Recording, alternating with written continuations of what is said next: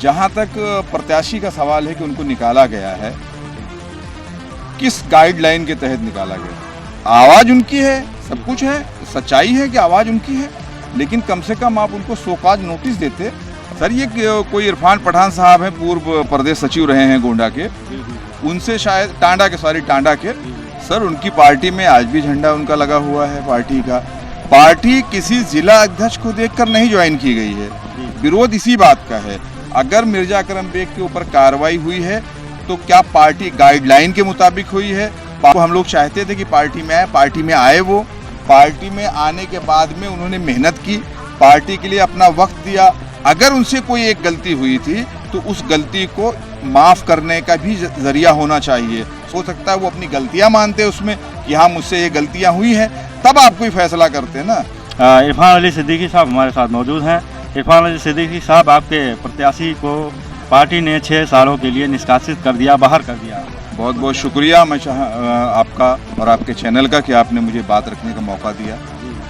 जहां तक प्रत्याशी का सवाल है कि उनको निकाला गया है, किस गाइडलाइन के तहत निकाला गया? किसी व्यक्ति के ऊपर अगर कोई आरोप लगता है तो कोई एक ऑडियो वायरल हुआ था। सर मैं उसको एक्सेप्ट कर रहा हूँ। अगर उनकी ऑडियो वायरल हुई थी, कैसे हुई, उन्होंने फ्रैंकली बात किया किसी से और किसी ने उनको हो सकता है यूज किया हो, इतनी सच्चाई है ऑडियो में? नहीं, आवाज़ उनकी है, सब कुछ है, सच्चाई है कि आवाज़ उनकी है, लेकिन कम से कम आप उनको शोकाज नोटिस देते और ये कहते कि ऑडियो वायरल कैसे हुई? सर ये कोई इरफान पठान साहब हैं, पूर्व प्रदेश सचिव रहे हैं गोंडा के, उनसे शायद टांडा के और उनसे वो बात कर रहे थे। अब बात करने में अगर कोई गलतियां उनसे हुई हैं तो पार्टी को उन्हें शोकाज नोटिस दे देना चाहिए था, उस पर जवाब लेते, और अगर उस जवाब से आप मुतमईन ना होते तो आप पार्टी कार्रवाई करती, तो कोई दिक्कत नहीं है।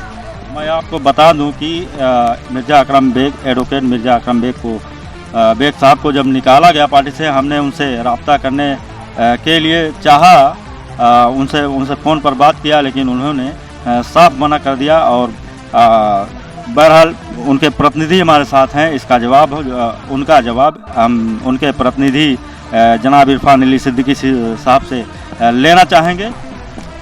जनाब, उनको तो 6 सालों के लिए निष्कासित कर दिया गया है, क्या उनकी अभी भी पार्टी से मोहब्बत बनी है, बरकरार है? सर उनकी पार्टी में आज भी झंडा उनका लगा हुआ है पार्टी का। पार्टी किसी जिला अध्यक्ष को देखकर नहीं ज्वाइन की गई है।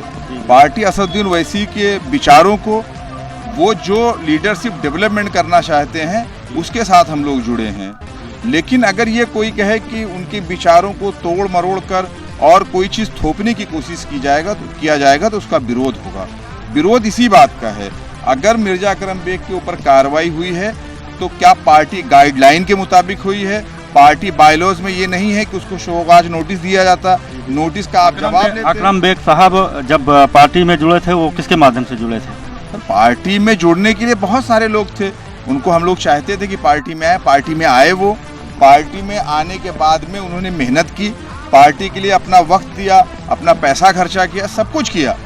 अगर उनसे कोई एक गलती हुई थी तो उस गलती को माफ़ करने का भी जरिया होना चाहिए। शोकाज नोटिस देते, उसमें वो अपना जवाब देते, हो सकता है वो अपनी गलतियां मानते उसमें कि हाँ मुझसे ये गलतियां हुई हैं, तब आप कोई फैसला करते ना। सर आपने डायरेक्ट मतलब कोई चार्जशीट नहीं, कुछ नहीं, कोई FIR नहीं, आपने खट से लिया और फैसला कर दिया। अगर यही बात जिला अध्यक्ष के द्वारा कार्यकर्ताओं को गाली दी जाती है तो मुझे बताइए उनके ऊपर कार्रवाई क्यों नहीं हो रही है?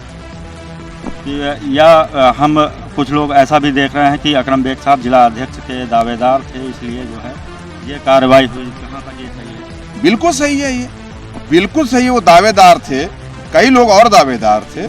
अगर मैं सिर्फ ये कह रहा हूँ ना कि क्या संविधान के तहत पार्टी चलेगी, लोकतंत्र के तहत पार्टी चलेगी, कि अगर उन्होंने प्रदेश अध्यक्ष जी को कुछ कहा तो उनको निकाल दिया गया। जिला अध्यक्ष हम लोगों को प्रदेश अध्यक्ष के सामने कबूल करता है कि हाँ हमने इरफान अली सिद्दीकी को गालियां दी हैं, तो उसके ऊपर कार्रवाई क्यों? क्या जरूरत पड़ी जो इरफान साहब जो टांडा के हैं उनसे बात करने की क्या जरूरत पड़ गई? सर क्या पता उनकी जरूरत पड़े कि इरफान ने उनको फ़ोन किया, ये तो जांच का विषय है ना। मैं यही तो कह रहा हूँ ना कि अगर आप शोकाज नोटिस देते, उस नोटिस पे अपना जवाब देते कि इरफान ने मुझे फ़ोन किया था, कि मैंने इरफान को फ़ोन किया था, उस जवाब से आप मुतमईन होते तो ठीक है, वो पार्टी में रहते। नहीं मुतमईन होते तो आप कार्रवाई करते, उसका समर्थन है, उसका स्वागत होता। 2 बड़े नेताओं में बात हुई, एक प्रत्याशी रहे मिर्ज़ा अकरम बेग साहब, और वो भी प्रत्याशी रहे टांडा से, वो भी ज़िले के मानिंद मतलब जाने जाते हैं MIM से। दोनों लोगों के बीच में बात होती है और ऑडियो इतनी आसानी से वायरल हो जाती है, ऐसा कैसे? तो जाहिर सी बात है ना, यही तो मैं कह रहा हूँ ना, जांच का विषय तो यही था कि आप सोकाज नोटिस देते, अगला जवाब देता कि मैं फ्रैंकली बात कर रहा था, मुझे इन अल्फाजों का इस्तेमाल नहीं किया, जो भी वो बोलते वो उनकी सफाई का मतलब, उसमें मेरे को सफाई देने की ज़रूरत नहीं है। क्या इरफान साहब ने या अकरम बेग साहब ने एक्सेप्ट कर लिया कि हमारी आवाज़? नहीं, अकरम बेग साहब तो एक्सेप्ट कर रहे हैं ना। देखिए, सच आदमी एक्सेप्ट करता है। उन्होंने कहा कि हाँ मेरी आवाज़ है, मैंने फ्रैंकली बात की है, उन्होंने एक्सेप्ट तो किया है। लेकिन मैं कह रहा हूँ कि उनका जवाब देने को उनको मौका देना चाहिए था, और वो क्या जवाब देते उसको मिर्जा अकरम बेग जाने, वो मेरा तो कोई उसमें। लेकिन मैं ये कह रहा हूँ कि पार्टी के बाई लॉ जो गाइडलाइन के मुताबिक क्या उनको सोकाज नोटिस नहीं देना चाहिए था?